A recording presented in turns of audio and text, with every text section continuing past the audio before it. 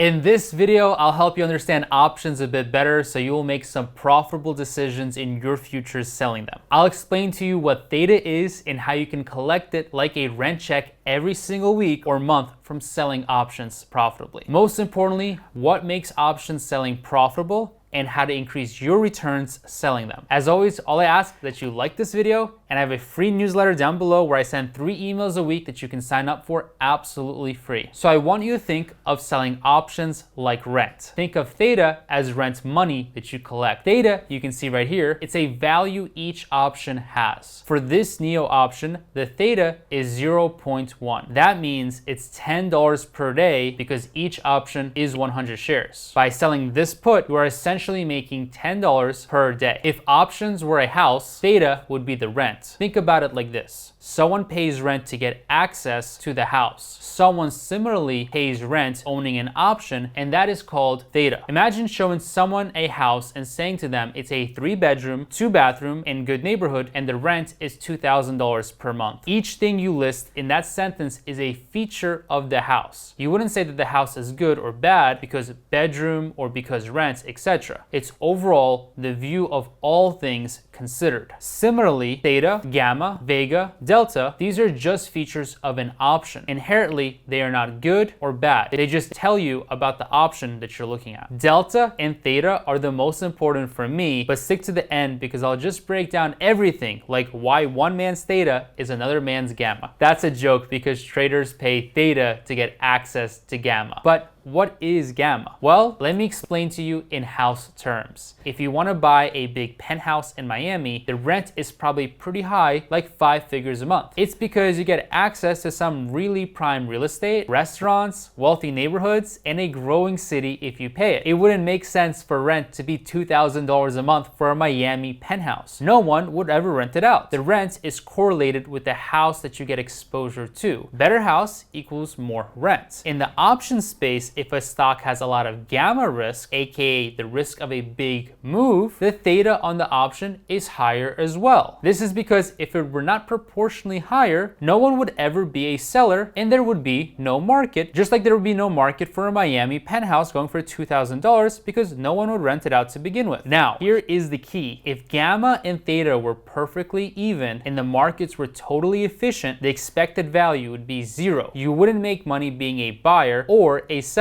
It would be an even trade, like betting $1 and winning $1 back every time, or betting $1 and winning $2 half the time. Half the time would still be $1, so your expected value would be 0. If markets were perfectly efficient, then who wouldn't want break-even exposure to big moves? It's basically a free hedge. So there's this little thing called variance risk premium. And that's exactly what makes selling options so profitable on a long-term basis. Option sellers get a small premium for being on the short side of convexity. Convexity is the relationship between the price of the underlying asset and the value of the option. The relationship is not linear, like a girlfriend or wife that asks you to buy a Gucci bag every day. That's not linear even. If the relationship is not linear, you will make small amounts of money selling options for the premium and sometimes experience a large loss. However, you get paid for this convexity with the variance risk premium. The variance risk premium is a small edge for the option seller that they get for holding the risk of a big move. Because of this, on average, selling options is profitable. In the long run, you will have a lot of small winners and occasionally a big loser. This is what is called a short vol or a short volatility strategy. You are selling volatility, so they call it short vol. The traders I worked with on the New York Stock Exchange use this strategy very heavily, and that's because the little premiums that you collect add up to be much more than the big loss that you incur once in a while. So the way that you make money with options is you buy cheap things and you're selling expensive things. To determine whether something is cheap or expensive, you want to use technical analysis, and my favorite is finding the support using the Bollinger Band. So now what I want to show you is literally the best method for finding a support level. Sure, you can draw a chart like we see a double bottom right here at 647 and then 639, but I have an even better way to find a support level for any stock. So for Tesla, the way we're going to do this is we're going to go into the indicators right here. Now, the indicator that I want to use is called the Bollinger Band. This Bollinger Band right here basically looks at the stock's volatility and then it creates a band. Now, when you look at this band, when I show you in just a second, this band will contain a certain amount of information for where the stock is likely to trade within, okay? It really depends on the standard deviation right here. Now, the standard deviation is pretty simple. One standard deviation means 68% of the time, the stock is going to be in that range. Let me actually show you what one standard deviation looks like. So if I save this one standard deviation, you'll see we now have a yellow band right here. And this band right here is showing you what trading range Tesla is likely to stay within. So if I'm going to be selling a put or this new strategy that I'm going to show you, when I'm going to be selling that strike price, then I want it to be at least 660 or below if I'm trying to protect myself against the stock falling lower than this level. Now, if I wanted to protect the upside, which I don't in this example, but that would be 741. Now, 68% of the movement isn't too bad, but I really want to be safer than that. I really want to expand the band and I want it to be big enough where I am safer than 68%. So what I'm going to do is I'm going to put 2 standard deviations. Now, 2 standard deviations is going to capture about 95% of the data. So now 95% of the time, you're going to be safe with the stock trading within this range. So this is obviously a very high probability range to be within. So 95% of the time, you're going to be correct, and 5% of the time, it could break this range. And that's why it's so important to know how to manage this position, as I will get into in just a few moments after I show you how to pick the strike price. So now you will see that this yellow band right here has actually expanded. It has gone up on the upside, and on the downside, it has also expanded down to about $619 per share for a Tesla. Now, again, I picked 2 standard deviations, so this Bollinger Band is now going to capture 95% of the data, and that is very good for me, okay? That is a level where I'm very confident that literally 19 out of 20 trades are going to be successful. So now we have a strike price of $619. This is how I'm going to pick my strike price. I'm going to now go back into Robinhood, and instead of picking the 650, I have so much more information and so much more data in my hands to understand